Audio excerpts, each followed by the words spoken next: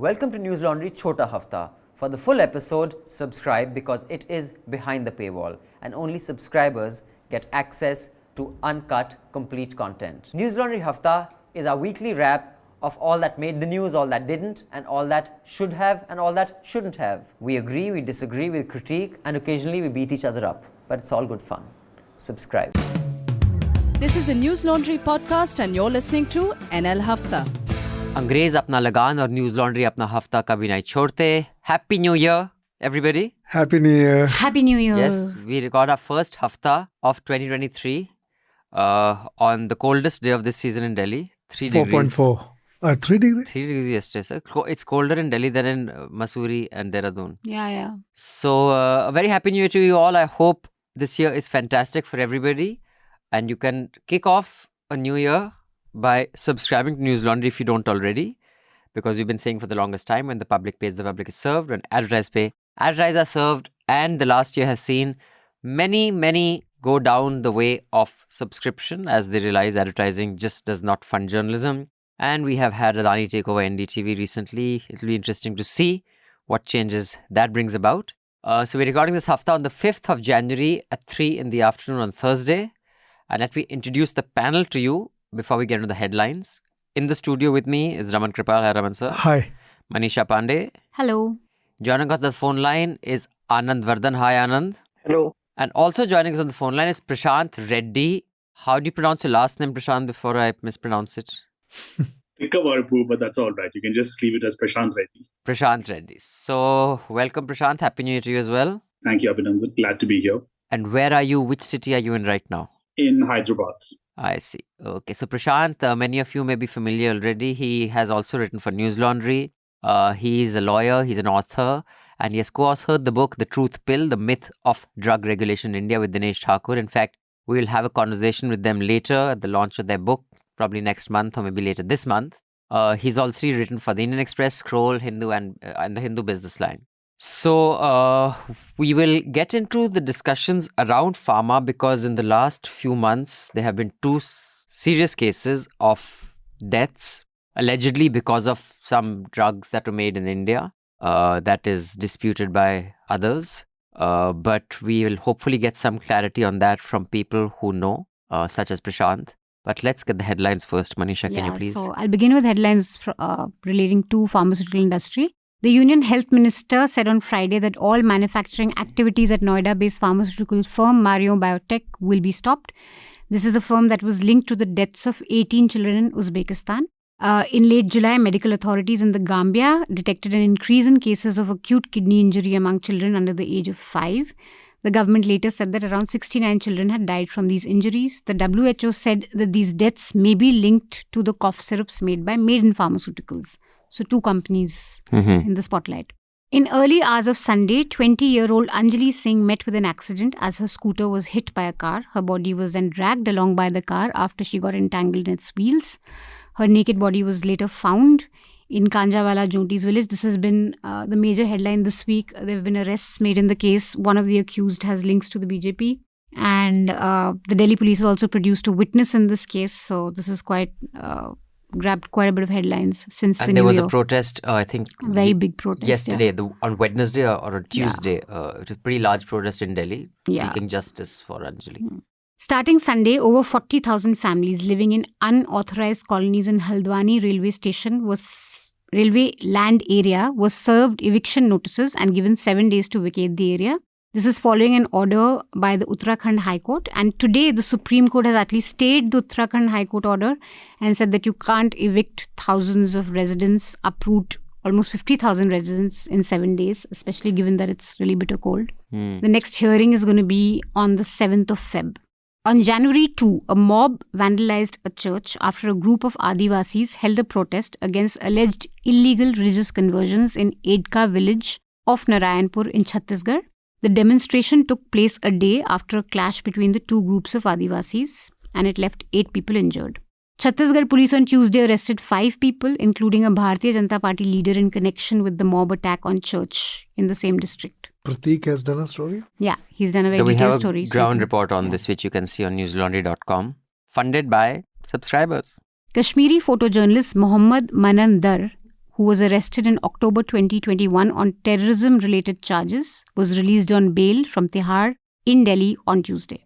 The Supreme Court on Tuesday agreed to hear the Madhya Pradesh government's plea challenging a High Court order that stops the state from taking action against those who have converted their religion without informing the district magistrate.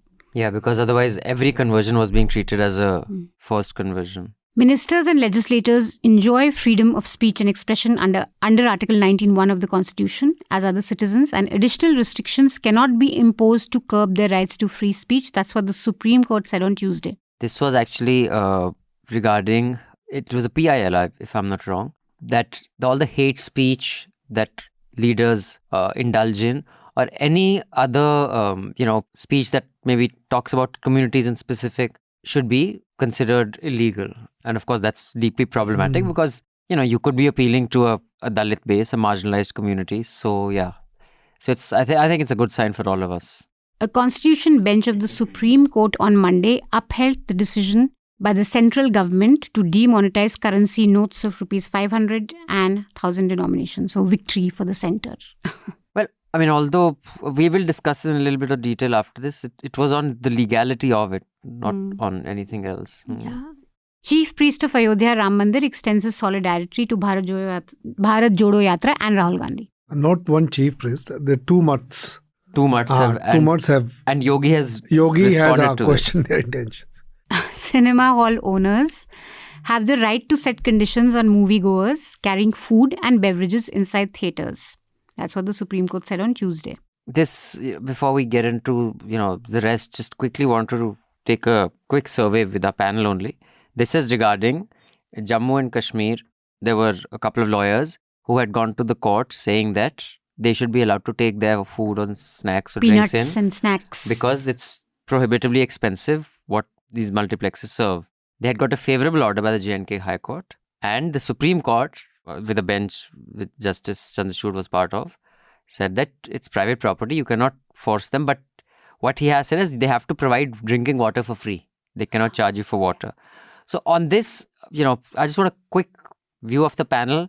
Prashant, do you have a take on this? Do you think that's fine? Because I see a lot of people are very unhappy with this, that how can we be forced to buy popcorn for 150, 200, but we should be allowed to take our own stuff. It's now 400 plus. Whatever, but I just want to know, you have a view on this, Prashant? Should it be allowed, not allowed? Yeah. Yeah, what do you think? I mean, I think the court is right. Speaking legally, if you're entering somebody's premises, which they own, they have a right to impose certain conditions on you. So, yes, I mean, they can, if they want to say that you can't bring in any food from outside. I think it's completely legal and reasonable, except when I have to actually go to a theater and pay up, $500 for popcorn, then it hurts. Right. But yeah, legally speaking, I can see where the court is coming from. Anand, you have a view on this? 2 things. First is that one thing that the courts had earlier made mandatory was that you have to provide free drinking water. Yeah. So in a lot of multiplexes, you will see in the corner, which is some part invisible. If you don't ask, you will not see it. Right. So in a corner, they provide water. Otherwise, everything is expensive. And I think I had read a piece in The Economist 3 or 4 years ago, and it tried to explain why these places keep things even expensive than the shopping malls and the multiplexes. And its explanation was that it deliberately tries to attract only that consumer set which is ready to buy that. And by that, it wants to push the benchmark even higher. So it turns that outing into something that eating out would be aspirational. True. So that was the theory that the piece offered. And legally, I think it's a more complex than it appears in the first sight, because I think cinema owners, the only risk is that they will lose some goodwill, but they can also assert certain rights here. Though it would be held or it is legally very valid, their argument, I don't know that what would be its outcome. But I think the premise argument is a bit more complex than it appears. And let's see. Raman sir? I think Prashant and Anand have spoken about the legal part of it, but I feel that the primary purpose of going to a theater is watching a movie, and the food is anyway very unhealthy. So, which is what I think the court said, that it's not a gym, that you want healthy food. It's such an unhealthy food. So who is going to go for that? At the Popcorns are most not you- even tasty, yeah. It's They mostly are- like no, sukha. Some people find it tasty, but I think also for the security reasons. Well, I mean, I don't think it's. I think it's one is what Anand said. There's a podcast also about why all these sports stadiums like Dodgers or Red Sox, all this in America, the baseball stadiums. Every professional team has to have its own stadium. So the way the Cokes and the hot dogs are priced over there are ridiculously expensive. So it's a revenue source. It is outsourced. How they you have to maximize your profit. And then one stadium actually tried. They cut the amount that you had to pay, and actually sales went up. I mean, that's a more complicated economic thing. But I think one big loss of the multiplex culture is that cinemas was such a democratic space. I remember when I was a child, and you went to watch, Do Aur Do Panch or Parvarish or that Naseeb with Amitabh Bachchan, or even up to Hum, up to the 90s. People would be dancing in the front stalls because that ticket was anything between 2 to 8 rupees, depending on what you're talking about. The balcony ticket, when I watched Maine Pyar Kiya, was 7 rupee 50 paisa, which is the most expensive ticket. So you had someone paying 2 rupees for a ticket, you had someone paying 7 rupees for a ticket in the same cinema, people throwing coins, dancing. And, by chance, if you didn't get balcony, you were sitting in the stalls. Like, you would be watching the film with the driver of the rickshaw that you came to the cinema with. That experience can't happen today. The rickshaw driver that you came with will not be sitting next to you in the hall. That could happen no matter what. And I think that's a big loss. I'm not saying it's anyone's fault, but that's unfortunate. Except in Chennai. Oh, is that right? Really? In Chennai, the first 3 rows are still reserved for tickets at a very minimalistic price. Even at they don't multiplexes. No. In Chennai, they don't put proper seats. They just put benches. I've seen it happen in some multiplexes a few years ago. I don't know if it's still there. But Chennai still has single screen halls, huh? Yeah. In Hyderabad, I think ticket prices are still under price control. They're still quite expensive, but not as expensive as Delhi, because the government regulates the prices of tickets here. Actually, Delhi, I don't think it has any single screen halls left. So Chennai and Hyderabad do have single screens. I mean, they have those old-fashioned one-screen cinemas. Hyderabad doesn't have too many. Okay. Chennai, I think it still has a few. Delhi has one in Daryaganj, if I'm not mistaken. One single screen hall. Okay. But, Manisha can get on to the rest of the headlines. One last story I want to say that about you can't, do your own food. You have to take our food. When we were in school, we had a teacher who had bypassed this problem. He took us out on an outing because up to class 10, you were taken for an outing by your tutor. So we all had a school uniform. We entered a restaurant called Moti Mahal and we sat down and we thought, wow, we're going to get Moti Mahal food. He said, 12 Coke. So each of us, whatever, thumbs up, whatever it was at that time. And he took out his basket and started serving aloo puri to us. So Moti Mahal said, you cannot get your own food. You have to order from here. He said, I've ordered a Coke from there. So I was like, okay. But anywho. Okay, the Andhra Pradesh government on Monday put a ban on large gatherings and processions on roads, including on national highways. This is after a total of 11 people died in stampede at 2 public meetings held by Telugu Desam Party President N. Chandrababu Naidu over the last week. So yeah, the 8 people died happened last week, and we had actually included that in last week's Hafta, and then after that there have been 3 more. So Prashant, why is it that Chandrababu Naidu's back-to-back 2 of his roadshows, I'm guessing these are roadshows and not rallies, they were deaths because so many rallies and roadshows take place with far more people. I mean, is hell of a coincidence, right? And both these are in Hyderabad? Where was this? No. This must have happened in Andhra, where he's campaigning. Right, okay. So, I mean, Hyderabad and Telangana, right? Oh, right, of course. Telangana has been given Hyderabad. They have got Amravati, right? That's completed now. No, it's not completed. It's under a lot of dispute. Still under construction. Because the state government doesn't want to build a new capital. And the High Court is trying to force the state government to build a capital city over there. Because what Jagan wanted to do was disperse the capital over the existing cities, like have locate different institutions in 3 different cities in Andhra Pradesh. He didn't want to spend money on building a new capital. And that's where the High Court and Jagan were, locked in, in combat.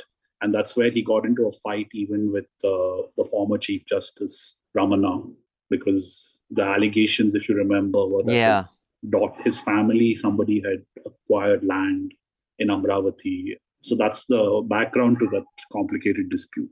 The rally had happened in Guntur. Guntur, right. Yeah, that's Andhra. JP Nadda is on a pole-bound visit to Karnataka. He's there today and he's going to be there tomorrow. And Amit Shah has also made some visits. So it's 2024. Run up to 2024 has begun. No, I think 2023, and state elections both these states go to elections. Karnataka goes to elections. So in fact, right now, as we are recording this, Mr. Nadda is making a speech in Karnataka, which NDTV is showing live. So we already see changes. It's a speech of not much national significance, but it has been live being on NDTV. Even though the other channels, that the so-called Godi, are not showing it, but these guys are. And while we speak, Mr. Shah is in Tripura, where also I think in the last few weeks there have been some resignations, right, of BJP allies. I think basically they're getting into that revenue model, that before elections they will contest on another ticket and then... Revenue model. Chief of Bharatiya Janata Party's Karnataka unit on Monday urged party workers to focus on love jihad instead of sewage and road infrastructure. Oh yeah, that was a fantastic speech. Don't worry about little things like this. Think about your children's future. Yeah, that was fascinating. So love jihad is what will impact your children's future. Doesn't matter if your roads are bad. Yeah, it doesn't matter if your roads are bad. Don't worry about all this. Labour unions of 3 state-owned power companies in Maharashtra, which represents 80,000 workers, have called for a 72-hour strike from Tuesday night to protest against the granting of electricity distribution license to private firms. The National Company Law Appellate Tribunal on Wednesday refused to put an interim stay on Competition Commission of India's 13,000 crore penalty on Google. Actually, regarding the previous headline, this is perfect time for an Arvind Kejriwal-like figure to emerge in Maharashtra, because it was the Bijli issue that he took up as before his first election. After the whole Jan Lokpal movement, as an election issue, it was when he burned all those bills, that all these private companies are getting the bills and they are charging you so much. Remember, he cut all those, he got onto ladders and and that had a lot of resonance with all the people. So that was this first... But not in support of I'm not against the laborers, labor. But these disruptions are going to happen. No, it's inevitable. No, what I'm saying is a great political opportunity. I think there's an inevitability to it being, privatized. But yes. IMF says that 1/3 of the world economy will be in recession this year. Meanwhile, e-commerce company Amazon on Wednesday announced that it will lay off more than 18,000 employees due to uncertainty in the economy. In fact, there's a report that's come out today that January usually faces the most layoffs, and the likelihood of layoffs this January are higher than in the past.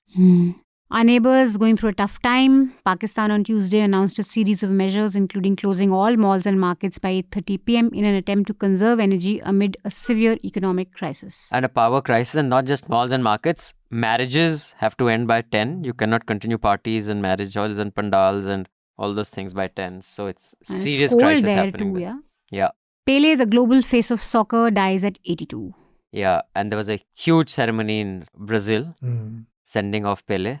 I guess we can talk a little bit about that. But first, let's get to the deaths regarding the medicines. The task of investigating those deaths and establishing, the causation was a responsibility of the government of Gambia. The World Health Organization in these cases only lends support when a country doesn't have the facilities. For example, Gambia, being a very poor country, didn't have any labs to test the cough syrup, which is why the World Health Organization got involved and they tested the cough syrups and detected the really high amounts of diethylene glycol. Now, Gambia itself, in the last week of December, their parliament, which is called the National Assembly, released a report of a select committee that had been set up specifically for the purpose of investigating these deaths. And that select committee report has attributed the deaths of these children to the contaminated cough syrup that they had.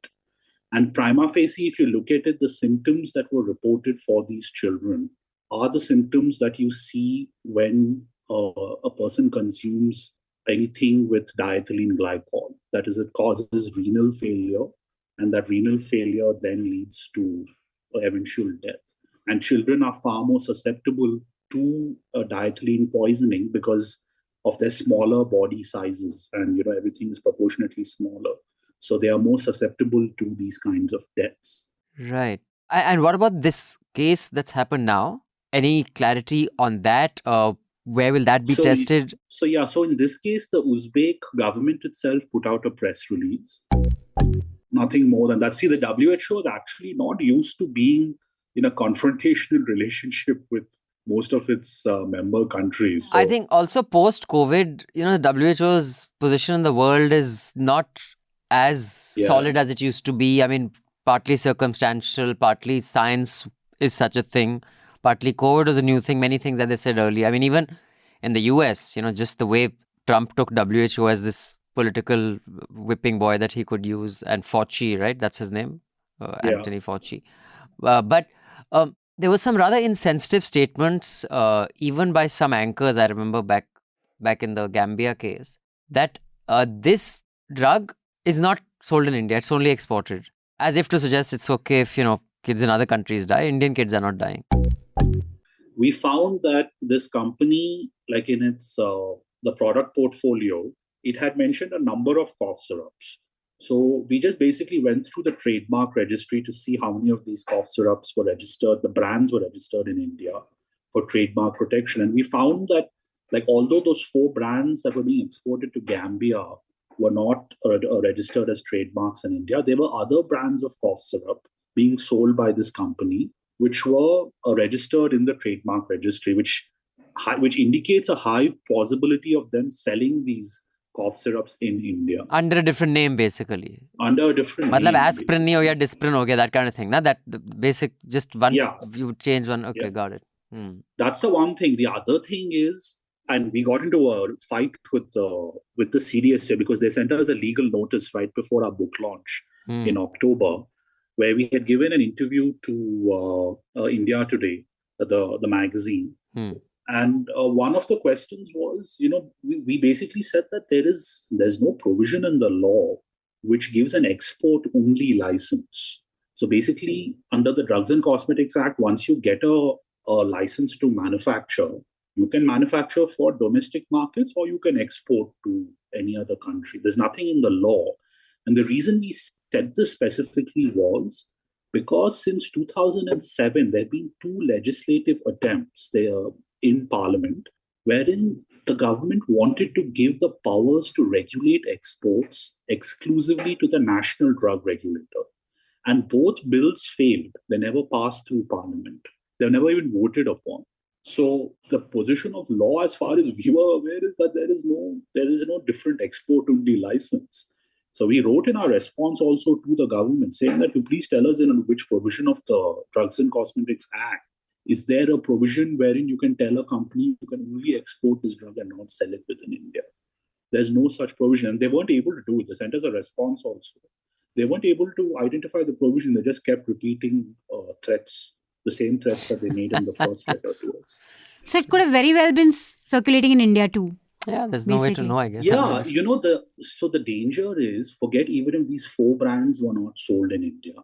The fact of the matter is this company is manufacturing other cough syrups whose trademarks are registered in the trademark registry, which means they're likely selling them in India. And if this company is not following good manufacturing practices and not testing the raw materials and the final product for the export market, then it's very likely they're not doing it even for the Indian market. Yeah, there's no reason to believe so what does this do for our reputation? And I was also wondering, from these 2 nations, isn't there pressure on the Indian government to act and explain what happened here? And especially Uzbekistan, how can you be so brazen? If I'm not wrong, about 5 years ago, there was a delegation. There was some Uzbek leader who had come, and I remember it was a news item that they wanted to do some export or some joint projects for healthcare. I think they wanted Indian doctors and nurses, etc., to set up hospitals and medical care in their country, because a lot of the medical tourism that comes here is from Uzbekistan. Because and Uzbekistan is also of a lot of strategic interest, because there are some rumors that the Indian Air Force has a base. One of its few overseas bases is in Uzbekistan. And Gambia, there was palpable anger, because the nation, we were in touch with some of the people, some of the activists and lawyers in Gambia who were trying to deal with this. And some of their doctors were on the record expressing shock at how the Indian government had given this company a clean chit. Here also, the problem is, of course, the rules, regulation, environment protection and development would be sometimes complementary, but at a lot of times they would be at loggerheads. And to strike a balance, you need to be very imaginative from the right from the beginning. The rules application, you have to draft policies which balance the needs of both. And I'm sure that such imaginative policy would be there on the paper, but for many reasons, means we live in a society which is managed by bureaucracy, and bureaucracy has to also deal with a lot of factors, a lot of social factors, pulls and pressures, and other considerations. Now, because of this, there has not been a consistent policy. I am not very aware of the details of this case, but in a lot of similar cases in other parts of the country. So, inconsistent application of rules lead to unrest, lead to restive crowds, and finally, what happens is that it defeats the objective of policy as well as law. Even if it's legal, it's very possible that they will find the sympathy, the protesters will find the sympathy of the judiciary. Right. Raman, so you're saying? Railways have a huge chunk of land, first of all, in India, all over India. They're I think the largest. After the army. The second largest. After the army, this is in terms of the workforce. Army has the maximum workforce. No, even land. Land, army, I think they have railways more than army. Okay. Railway has lot of land, and as Anand said, the bureaucratic responses will see to it. It during Lalu Prasad, when he was the railway minister, he was the one that initiated that we must use this idle land. Either we should lease it out or we should sell it for the commercial purposes. Right. So at that time, I remember, whichever paper I was working for, we came up with several stories that how they are, they have identified their land in Delhi and in all the metro cities, this land, and they were identifying it. And they said that they are going to use it for the commercial purposes. So as it happened during the Lalu's time, right? But nothing happened. And even in case of Haldwani, there is some kind of confusion. I think they said that they have 29 acre of land, or is it now the second affidavit is saying it's 70 acre of land. But they certainly, railway has got land. It legally, maybe they are absolutely right. But most of it is encroached upon because their own railway police, could not handle this encroachment. So if you, it's not just Haldwani is a very small, is a B city. But if you go to even A city like Delhi and all the metro cities, you will find many of them is encroached upon. I don't know how they're going to get it back. Also, we've done a story on it, Tughlakabad Fort. Yeah. It's ASI protected. There is no way legally you can have a colony there. Right. But there is a colony. There are meters that have been put. There's water connections. Right. So, and if at least our story does indicate that it is a MP of the MP MLA who are involved. Politicians, yes. In putting that. So, I mean, yeah, if from the top you can't stem it, you cannot say that the rules should be followed bottom up. No, it remained idle for a very long time. Very, very long time, and they did not take care of it. And since 90s or early 20s, 2000, they are talking about using it for commercial purposes, but nothing happened. I mean, and you're right, by the way, Railways is the largest landowner, and then distant second is Ministry of Defence. Registry difference is number 2. And number 3 is Radha Swami Satsang Vyas. It is. It's not a joke, sir. Yeah. Seriously. Right. Radha Swami Satsang Vyas, third largest donor after. Are you sure? I think Waqf would be somewhere. I'll just check. I think it's. No, Waqf nahi hai. Nahi? It'll probably be Radha Swami. I'll just check. Waqf mein there is a lot of corruption. When it comes to Prashant, what is your take? I mean, how does one solve for something like this? Because there is historical perspective, right? If there's a colony that's been there for 2 generations, like the Supertech towers, they brought them down before they were occupied. So there was less public outcry because abhi to bane hain. I think the real scandal over here is how the High Court has dealt with the issue. You know, in the guise of a PIL and I have to preface this with this was Twitter research, but apparently the PIL started off with something about a sand mining case on the banks of a river or something, and it morphed into this slum clearance machine. And this is very well documented. I don't know if you read Anuj Bhuvanya's book, Quoting the People. He's a professor at Jindal. So where he documents and explains how the Delhi High Court basically used its PIL jurisdiction to become a slum demolition machine. Wow. Where there were, the special interest groups moving the High Court under the guise of a PIL. And the High Court is just ordering like crazy remedies left, right, and center for, evictions, conversions of this, that, etc., etc.